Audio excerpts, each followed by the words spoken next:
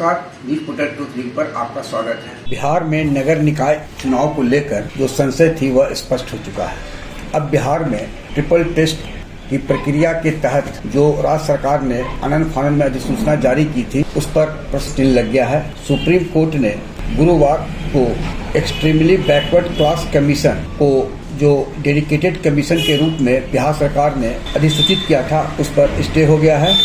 मामला क्या है यह आपको हम विस्तार से बता देते हैं। मुख्य याचिकाकर्ता सुनील कुमार ने राज्य सरकार द्वारा नगर निकाय चुनाव में आरक्षण को लेकर सुप्रीम कोर्ट गए। सुप्रीम कोर्ट से मामला पटना हाईकोर्ट चला आया है। पटना हाईकोर्ट में 4 अक्टूबर को फैसला आया जिसमें पटना उच्च न्यायालय के चीफ जस्टिस की खंडपीठ ने अपने आदेश में कहा था कि ट्रिपल टेस्ट के लिए आप स्वतंत्र हैं यानी राज्य सरकार, लेकिन ओपन सीज कर चुनाव कराएं। राहुल श्याम भंडारी बताते हैं जो याचिकाकर्ता के वकील हैं कि बिहार में 5 साल से अधिक समय बीत जाने के बाद भी चुनाव नहीं कराया गया है। प्रशासक नियुक्त कर दिया गया है, जबकि संविधान में और सुप्रीम कोर्ट के कई जजमेंट में स्पष्ट है कि 6 माह से अधिक प्रशासक की नियुक्ति संविधान विरोधी है। राहुल श्याम भंडारी आगे बताते हैं कि पटना हाईकोर्ट के आदेश के बाद बिहार सरकार ने आनन फानन में डेडिकेटेड कमीशन बना दिया। 19 नवंबर को रिव्यू पिटीशन में पटना हाईकोर्ट को बिहार सरकार ने यह जानकारी दी, लेकिन हमारी आपत्ति रही थी उस वक्त डेडिकेटेड कमीशन में ओबीसी को एक्सक्लूड कर फरवरी में साजिशन ट्रिपल टेस्ट के आधार पर चुनाव की तिथि की घोषणा कर दी गई है। राहुल श्याम भंडारी बताते हैं कि पटना हाईकोर्ट के 4 अक्टूबर के फैसले में पैरा 135 में आदेश है कि आरक्षण के स्थान पर जनरल घोषित कर चुनाव कराएं, लेकिन राज्य सरकार ने पैरा 135 के खिलाफ सुप्रीम कोर्ट में अपील में नहीं आई।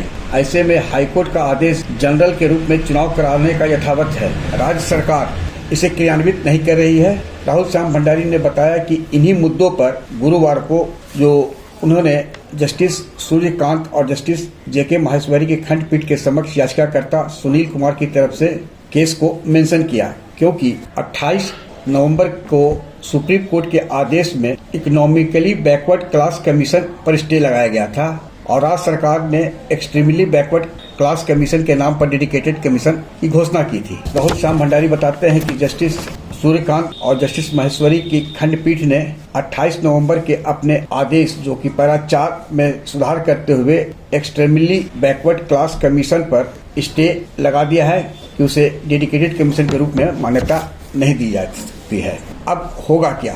अब यह होगा कि सरकार को नोटिस भी हो गई है, राज्य निर्वाचन आयोग को भी नोटिस हो गई है। अब होगा यह कि पिछले बार की तर्ज पर ही चुनाव होगा, यानी जैसे उदाहरण लेने की गया में डिप्टी मेयर का पद आरक्षित हो गया है। ऐसे कई जगह पर है जो पिछले बार आरक्षित नहीं था, वहां अब हर हाल में चुनाव होगा और पिछले बार अगर वह आरक्षित नहीं था तो जनरल के रूप में चुनाव होगा। ये पूरे बिहार में होगा और क्योंकि प्रशासक की नियुक्ति भी अब अवैध हो चुकी है और सुप्रीम कोर्ट का जो रुख है, राहुल श्याम भंडारी बताते हैं कि अब सुप्रीम कोर्ट में क्या जवाब राज्य सरकार की ओर से आता है और उसके बाद 2 ही विकल्प राज्य सरकार के पास है कि यह जाकर वहां यह कह सकती है कि चूंकि 28 नवंबर के आदेश की उन्हें जानकारी नहीं थी अधिकृत रूप से, ऐसे में उन्होंने डेडिकेटेड कमीशन के आधार पर जो था ट्रिपल टेस्ट के आधार पर अधिसूचना जारी कर दी है। उससे या तो वह वापस लेंगे और नहीं तो फिर यह मामला अवमानना का भी बन सकता है। भाजपा के वरिष्ठ नेता व राज्यसभा सदस्य और बिहार के पूर्व मुख्यमंत्री सुशील कुमार मोदी ने सुप्रीम कोर्ट के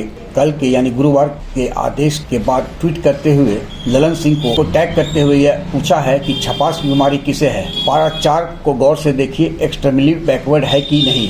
सुप्रीम कोर्ट ने 28 नवंबर के आदेश में सुधार कर लिया है। अब सरकार क्या करेगी? ईबीसी कमीशन की रिपोर्ट का क्या होगा? वहीं इस संबंध में भारतीय जनता पार्टी के वरिष्ठ नेता व विधान परिषद में विधायक दल के नेता सम्राट चौधरी ने भी नीतीश कुमार को अति पिछड़ा विरोधी बताया है। आग्रह है कि इस वीडियो लिंक को लाइक, सब्सक्राइब और शेयर अवश्य करें। धन्यवाद, नमस्कार।